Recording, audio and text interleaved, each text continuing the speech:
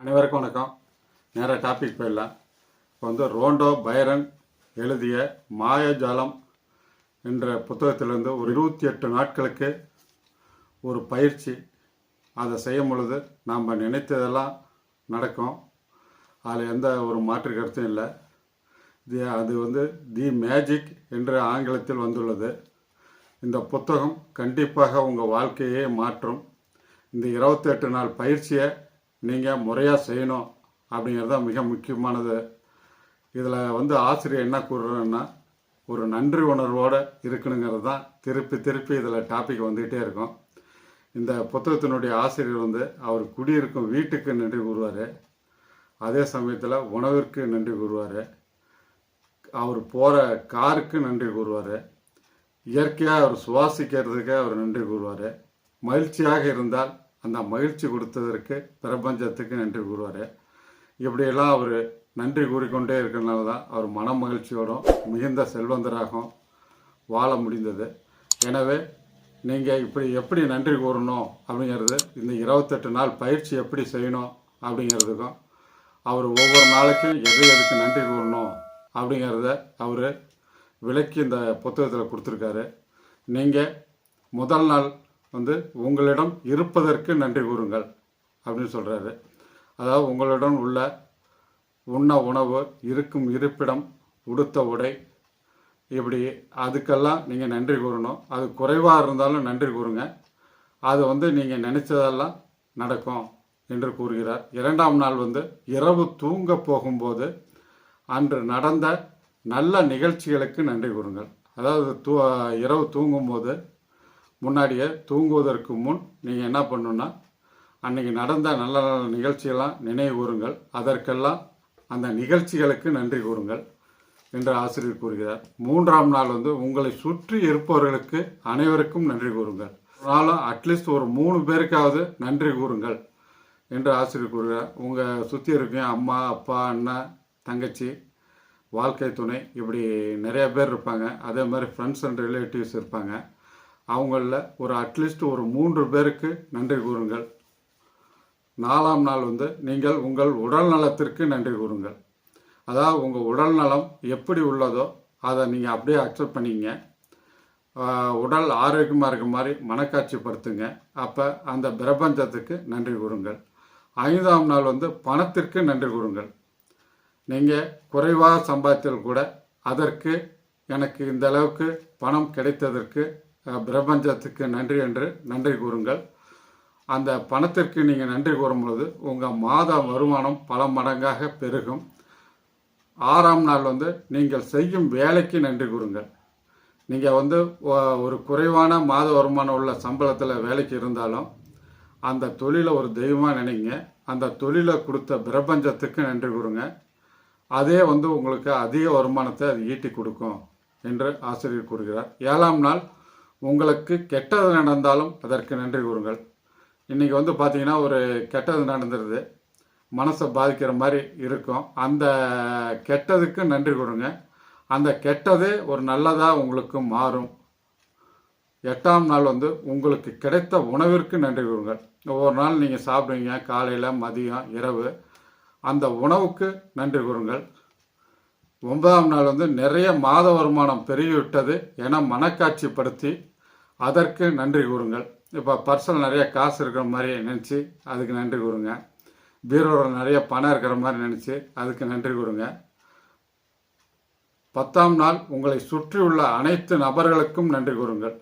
அதாவது வீடு, அலுவலகம் அல்லது தொழில் செய்கிற இடம், சந்திக்கும் நபர் அனைவருடன் சமயம் கிடைக்கும் பொழுது அவருக்கு நன்றி கூறுங்கள். அதே சமயத்தில் சமயம் கிடைக்கும் போது பாராட்டுங்கள்.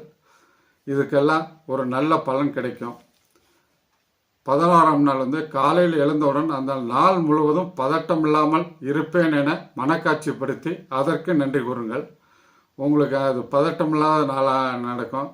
அதே சமயத்தில் எதுவுமே கோபமும் பட மாட்டீங்க.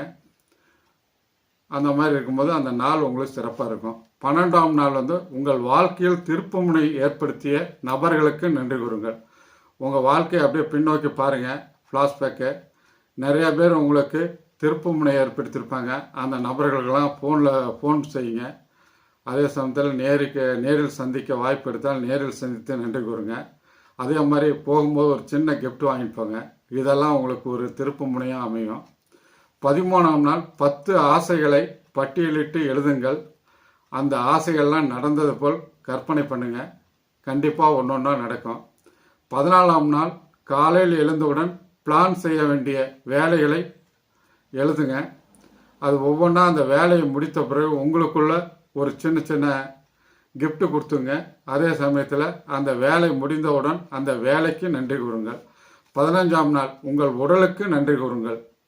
எத்தனையோ பேர் கை கால் ஊனமாக இருக்காங்க, கண் காது கேளாதவர்களாக உள்ளார்கள். நமக்கு ஒரு நல்ல உடல் இருக்குது, அதுக்கு நீங்கள் நன்றி கூறுங்க. 16ஆம் நாள் ஃப்ரெண்ட்ஸ் அண்ட் ரிலேட்டிவ்க்கு நன்றி கூறுங்கள். உங்களை சுற்றி இருக்கிற ஃப்ரெண்ட்ஸு ரிலேட்டிவ் அக்கம் பக்கம் இருக்குங்க, அப்படி இருக்கவங்க எல்லாத்துக்குமே சமயம் கிடைக்கும் பொழுது ஒரு சின்ன சின்ன தேங்க்ஸை அவங்களுக்கு சொல்லிக்கிட்டே இருங்க. அதாவது 17ஆம் நாள் பணத்தை பற்றிய நெகட்டிவான எண்ணங்கள் இருந்தால் அதை தூக்கி எறியுங்க. பணம் ரொம்ப முக்கியமானது, பணத்தால் நம்ம நிறைய சாதிக்க முடியும் அப்படிங்கிறத ஒரு பாசிட்டிவாக நினைங்க. அந்த செக்கு ஒரு பிளாங்க் செக் எடுத்துங்க. அந்த செக்கில் ஒரு அமௌண்ட்டை எழுதுங்க. அந்த அமௌண்ட்டு உங்கள் பேரை போட்டு எழுதுங்க. அந்த அமௌண்ட் வந்த மாதிரி ஒரு கற்பனை பண்ணிங்க. கண்டிப்பாக அந்த அமௌண்ட் உங்களுக்கு சேரும் என்று ஆசிரியர் கூறுகிறார்.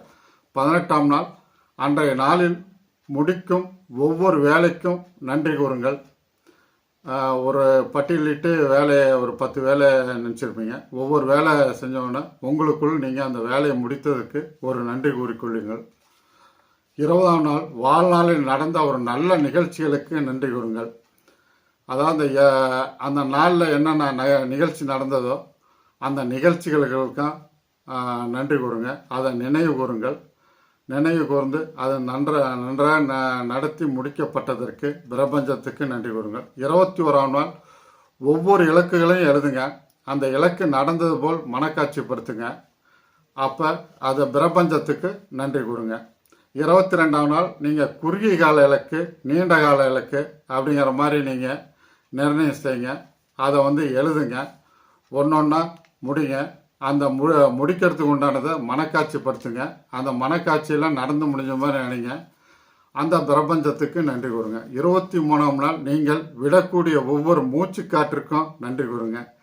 நீங்கள் மூச்சை இழுத்து விடுவீங்க இல்லையா, அதுக்கெல்லாம் ஒரு நன்றி கூறுங்க என்று ஆசிரியர் கூறுகிறார். 24ஆம் நாள் மற்றவர்களின் இலக்கு ஆசை நிறைவேறணும்னு பிரார்த்தனை செய்யுங்க. அதை மனக்காட்சிப்படுத்துங்க. அதுக்கு நன்றி கூறுங்க. எல்லாரும் நல்லா இருக்கணும், நாமளும் நல்லா இருக்கணும் அப்படின்னு நினைங்க. கண்டிப்பாக நல்லதே நடக்கும், நீங்களும் நல்லா இருப்பீங்க. 25ஆம் நாள் உங்களுக்கு பிடித்த கலர் அதிகமாக யூஸ் செய்வதோடு பார்த்துக்கொள்ளுங்கள். உங்களுக்கு ஏதோ ஒரு கலர் பிடிச்சிருக்கோம், அதை அணிகலன்களாக அணியுங்கள். அதே சமயத்தில் அந்த கலர் சோற்றில் இருக்கிற மாதிரி உங்கள் டேபிளில் இருக்கிற மாதிரி பார்த்துங்க.